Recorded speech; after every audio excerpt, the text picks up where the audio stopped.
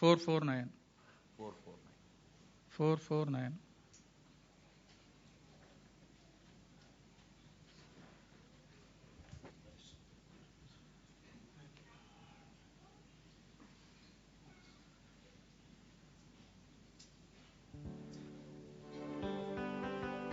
(449) 449.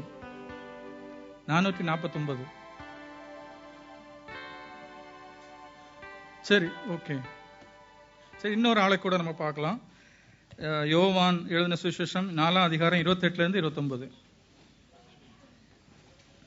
அப்பொழுது அந்த ஸ்திரீ தன் குடத்தை வைத்துவிட்டு ஊருக்குள்ளே போய் ஜனங்களை நோக்கி, நான் செய்த எல்லாவற்றையும் ஒரு மனுஷன் எனக்கு சொன்னார், அவரை வந்து பாருங்கள், அவர் கிறிஸ்துதானோ என்றாள். பாருங்க, இந்த இடத்துல இன்னொரு சகோதரியை பற்றி நம்ம பார்க்கிறோம். இந்த சகோதரியை பற்றி நம்ம அநேக நேரங்களில் நம்ம தியானித்தது உண்டு. ஒரு சமாரிய ஸ்திரீ, சமாரிய கிணற்றண்டரில் காணப்பட்ட ஒரு ஸ்திரீ. இந்த ஸ்திரீ பாருங்க, எல்லாராலும் அற்பமாய் எண்ணப்பட்ட ஸ்திரீ, அநேகரால் மிஸ்யூஸ் பண்ணப்பட்ட ஒரு சகோதரி இல்லையா. அவளுடைய தேவை முடிந்த பிறகு கருவேப்பிலை போல தூக்கி எறியப்பட்ட ஒரு டிஸ்பைஸ்டு லேட், எல்லாராலையும் அவமானமாக எண்ணப்பட்ட ஒரு ஸ்திரீ.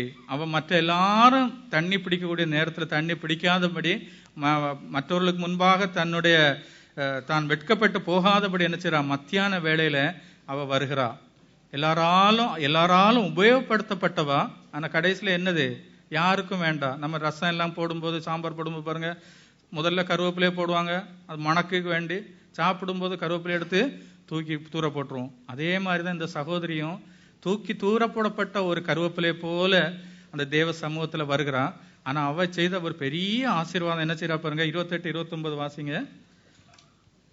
அப்பொழுது அந்த ஸ்திரீ தன் குடத்தை வைத்து விட்டு ஊருக்குள்ளே போய் ஜனங்களை நோக்கி, நான் செய்த எல்லாவற்றையும் ஒரு மனுஷன் எனக்கு சொன்னார், அவரை வந்து பாருங்கள். அவர் செய்த ஒரு மிகப்பெரிய ஊழியம் என்ன செய்யுங்க, வந்து பாருங்க, வந்து பாருங்க. அந்த ஊர்ல எல்லாரையும் கூப்பிட்டா, come and see, come and see. அந்த ஊர்ல எல்லாராலும் நினைச்சு பாருங்க, எல்லாராலும் அவமானப்படுத்தப்பட்டு அற்பமாய் எண்ணப்பட்டு எல்லாராலும் தள்ளப்பட்ட ஒரு சகோதரி அந்த ஜனங்கள் மத்தியில போய் என்ன சொல்றா, வந்து பாருங்க, மேசியா வந்திருக்கிறார், நான் பாவியா இருந்தேன், அவர் என்னை ரட்சித்தார், நீங்களும் பாவி, வாங்க வந்து பாருங்க என்று சொல்லி அவ சொல்றா, come come come and see. ஒரு ரட்சகர் வந்திருக்கிறார், மேசியா வந்திருக்கிறார் பாருங்க. அவ அந்த ஸ்டெப் பை ஸ்டெப்பா ஆண்டவரை அறிந்து கொள்கிறார். அவ அந்த அதிகாரம் தொடங்கும் போது, அவ ஆண்டவரை தரிசிக்கும் போது முதல்ல வெறும் ஒரு யூதனாக தரிசிக்கிறாள். படிப்படியாக அவளுடைய அண்டர்ஸ்டாண்டிங் கூடிக்கொண்டே வருகிறது இல்லையா. மேசியாவாக, ரட்சகராக, ஆண்டவராக அவள் படிப்படியாக அவர் ஆண்டவரை தரிசிப்பதை பார்க்கிறோம். அவ செய்த மகா பெரிய ஊழியம் என்னது, கம் அண்ட் see, வாங்க வந்து பாருங்க. நம்ம செய்ய வேண்டிய ஊழியமும் மிகப்பெரிய ஊழியம் என்னது, அதுதான், வாங்க வந்து பாருங்க. நான் பாவியா இருந்தேன், ஆண்டவர் என்னை ரட்சித்தார். நமக்கு என்னெல்லாம் இருந்தாலும் என்ன இருக்காது, ஒரு மனசுல சந்தோஷமும் சமாதானமும் இருக்கிறது. அது யார் தான் தர முடியும்? இயேசு சாமி ஒருத்தர் தான் தர முடியும். அந்த நாள்ல அவளும் அதை பெற்றுக்கொண்டதுனால தைரியமாக சொல்கிறா, வாங்க. அவளுடைய வார்த்தையை அந்த ஊரார் லிசன் பண்ணி அந்த ஊர் முழுவதும் ஆண்டவரை ஏற்றுக்கொண்டாங்க இல்லையா. நம்ம வரிசையா 4-5 காரியங்களை பார்த்தோம். முதல்ல நம்ம பார்த்த காரியம் யூரோதை பற்றி பார்த்தோம். அவன் என்ன செய்றான், ஆண்டவரை பார்க்க வேண்டும் என்று வாஞ்சித்தான்.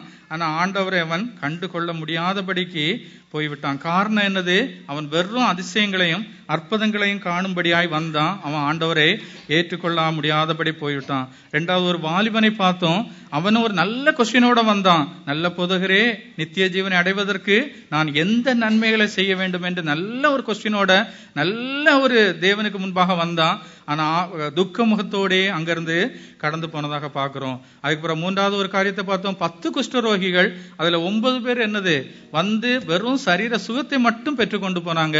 ஆனா அந்த 10வது குஷ்டரோகி ஆண்டவரை தான் பெற்ற ஆசீர்வாதத்துக்காக தேவனை மகிமைப்படுத்தும்படியாய் தேவாலயத்துக்கு வந்தபோது அவன் ஆத்ம ரட்சிமையும் பெற்றுக்கொண்டவனாக கடந்து சென்றதாக பார்க்கிறோம்.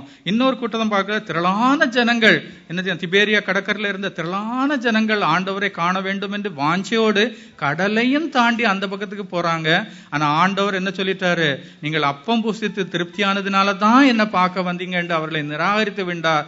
நம்ம ஒரு நாள் அந்த கூட்டத்துக்குள்ள போய் விடக்கூடாது. நான் அந்த நாள்ல சொன்னது மாதிரி with whom we are going to identify. இந்த கூட்டத்தில் 7 பேரை பற்றி பார்த்தோம். இதுல யாரோடு நம்மளை ஒப்பிட்டு பார்க்க போறோம். இந்த முதல்ல பார்த்து யாரோடு நம்மளை ஒப்பிட்டு பார்க்க கூடாது. ஆனா அந்த ஒரு 10 குஷ்டரோகியில ஒரு குஷ்டரோகியாக வேண்டாம் நம்ம ஒப்பிட்டு பார்க்கலாம். இன்னொரு காரியம் கூட பாருங்க, அந்த பிலாத்து பெரிய ராஜா சத்தியமாவது யாது என்று சொல்லி ஒரு பெரிய நல்ல கொஸ்டினோட கேட்டான். ஆனாலும் அவனும் என்னச்சுதான் சத்தியத்தை அறிந்து கொள்ளவில்லை. சத்தியத்தை அறிவீர்கள், சத்தியம் உங்களை விடுதலையாக்கும்னு சொல்லியிருக்காங்க. ஆனா அவன் சத்தியத்தை முழுமையாக அறிந்து கொள்ளவில்லை. சத்தியத்தை குறித்து கொஞ்சம் போல அறிந்திருந்தான். நான் சொன்னது மாதிரி பாருங்க, பாதி சத்தியத்தை அறிந்தாலும் அது போதாது. 99 சத்தியத்தை அறிந்தால் கூட அநேக நேரங்கள் அது போதுமானதாக இராது. நம்ம முழுமையாய் சத்தியத்தை அறிந்து கொள்ள வேண்டும். முழுமையான்னு சொல்லும் போது என்னது, நம்ம ஆத்மா மீட்கப்படும் அளவுக்கு நம்ம சத்தியத்தை அறிந்து கொள்ள வேண்டும். அவர் இரட்சகர் என்கிற சத்தியத்தை அறிந்து கொள்ள வேண்டும். நான் பாவி, என் பாவத்துக்கு பரிகாரி அவர் ஒருவரே, இயேசுசாமி ஒருவரே. என் பாவத்துக்காக அவர் பரிகாரியாக சிலுவையிலே என்னுடைய தண்டனையை அவர் ஏற்றுக்கொண்டார்ங்கிற சத்தியத்தை அறிந்து கொள்ள வேண்டும். அறிந்து கொண்டதோடு மட்டுமல்ல, அதை நான் என் இதயத்தில் விசுவாசித்து வாயினாலே அறிக்கை பண்ணும்போது அந்த ஆசீர்வாதம் எனக்கு கடந்து வருகிறது. அதுபோல இன்னொன்னையும் பார்த்தோம், சகேயு என்ற ஒருத்தனை பார்த்தோம். அவனும் இயேசு எப்படிப்பட்டவரோ என்று பார்க்க வாஞ்சையோடு வந்தான். வந்த வண்ணமாக அவன் திரும்பாதபடி ஆண்டவர் அவனுக்கு ஒரு காட்டத்தி மரத்தை ஆயத்தப்படுத்தி வைத்திருந்தார். நமக்கும் அநேக நேரங்கள் இப்படி ஒரு வாய்ப்புகளை ஆண்டவர் அங்கங்கே போய்த்து வைத்திருக்கிறார் இல்லையா?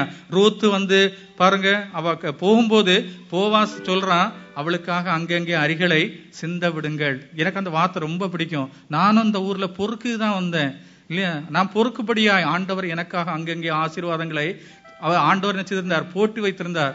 ஒரு நாளும் நான் என்னை குறித்து மேன்மை பாராட்டினா கிடையாது. நான் சம்பாதித்ததெல்லாம் என்னுடைய கையின் சாமர்த்தியம் என்று ஒரு நாள் கூட தெரியாது. எனக்கு நல்லா தெரியும் வாட் இஸ் மை கெப்பாசிட்டி. நான் நன்றாக ஒழுங்காக ஒரு 4 வார்த்தை எனக்கு பேச தெரியாது, ஒன்றும் தெரியாது. இங்க இருந்து வரும்போது வாட் இஸ் யுவர் நேம்னு கேட்டா my name is all win அப்படிதான் சொல்ல தெரியும். மற்றபடி எனக்கு ஒன்றும் தெரியாது. நாம செய்ததெல்லாம் ஊர்ல வெத்தில பாக்கு கடை வச்சு 1 ரூபாய்க்கு 2 பைசாக்கு வெத்தில, 2 பைசாக்கு பாக்கு, இப்படி கடையில நான் வெத்தில வித்து கொண்டிருந்த கடையில அவ்வளவு சின்னதா இருந்த என்ன ஆண்டவர் உயர்த்தி இன்னைக்கு எத்தனையோ மில்லியன்ஸ ஹேண்டில் பண்ணத்தக்கதாக தேவன் என்னை உயர்த்தி இருக்கிறார். அப்ப என் உள்ளத்தின் ஆழத்துல அதுதான் இருக்கும் இல்லையா? ஒண்ணும் அறியாதவனாக அப்பாவியாக இந்த ஊர்ல வரும்போது எனக்கு ஒன்றும் தெரியாது. இங்க வரும்போது அது மாதிரி இந்த ஊர்ல வந்து நான் சேரும்போது முதல்ல நான் வந்து சேர்ந்தது எல்லாம் அரபிகளுக்கு கையில. நான் அடிக்கடி அதை சொல்லியிருக்கேன். முதல் ஒரு தடவை வந்து என்கிட்ட ஒருத்தன் வந்து ஒயின் ஹம்மாம்னா பாத்ரூம் எங்க இருக்குன்னு என்கிட்ட கேட்டான். எனக்கு தெரிஞ்சதெல்லாம் நம்ம ஊர்ல லக்ஸ் சோப்பு உண்டு, ஹம்மாம் சோப்பு உண்டு, ரெக்ஸோனா உண்டு. எனக்கு அன்னைக்கு பாத்ரூம்ல லக்ஸ் சோப்பு தான் இருந்து நான் படப்படம் அவன்கிட்ட சொல்லேன். அவன் ஹம்மாம் ஒயின் ஹம்மாம்னு கேட்டும் போது நான் சொன்னேன் ஹம்மாம் மாஃபி லக்ஸ் ஃபீ. நான் படப்படா சொன்னேன். எனக்கு தெரிஞ்சதெல்லாம் அவ்வளவுதான். எனக்கு ஞாபகம் அவன் என்னமோ சோப்பு கேட்கான். சோப்பு அங்க பாத்ரூம்ல நான் லக்ஸ் வச்சிருக்கேன். நான் அப்ப படப்படா சொன்னேன் ஹம்மாம் மாஃபி லக்ஸ் ஃபீ.